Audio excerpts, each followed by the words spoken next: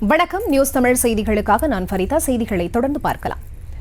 விழுப்புரம் மணிநகர் முதல் தெருவில் பாதாள சாக்கடை பணிக்காக தோண்டப்பட்ட பள்ளம் சரியாக மூடப்படாததால் சேரும் சகதியுமாக காட்சியளிக்கும் சாலையை சீரமைக்க கோரி மக்கள் நாற்று நடும் போராட்டத்தில் ஈடுபட்டனர். இதுகுறித்த கூடுதல் விவரங்களோடு இணைகிறார் எமது செய்தியாளர் தாமோதரன். அவரிடம் பேசலாம்.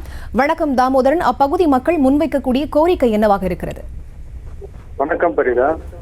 விழுப்புரம் மாவட்டம் விழுப்புரம் நகர் மணிநகர் 1வது வார்டு. இந்த 1வது வார்டு பகுதியில் பார்த்தீர்கள் என்றால் இந்த 28வது வார்டு. இந்த 28வது வார்டில் பார்த்தீர்கள் என்றால் சாலைகள் பார்த்தீங்கன்னா பாதாள சாக்கடைக்காக தோண்டப்பட்ட பள்ளம் சாலை அமைக்கப்பட்டிருப்பது நடைபெற்று முடியப்பட்டது.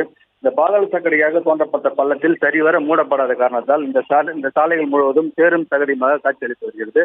இந்த சேரும் சகதியுமாக காட்சியளித்து வருவது காரணத்தால் இந்த சாலையில் செல்ல முடியாத சூழ்நிலை உள்ளது.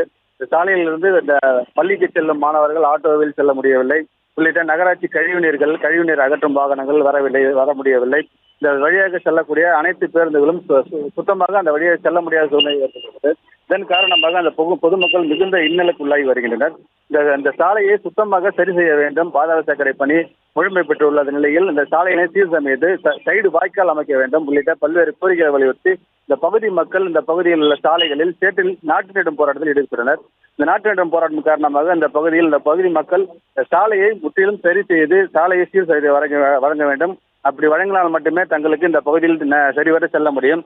மாவட்ட நிர்வாகம் மற்றும் நகராட்சி நிர்வாகம் இந்த சாலையை சரி செய்ய வேண்டும் என கேட்டு இந்த நாட்டு நடும் போராட்டத்தில் ஈடுபட்டனர். ஃபரிதா.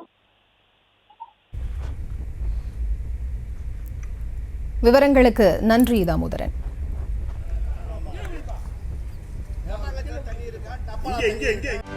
செய்திகளை உடனுக்குடனும் துல்லியமாகவும் தெரிந்து கொள்ள சப்ஸ்கிரைப் பண்ணுங்க.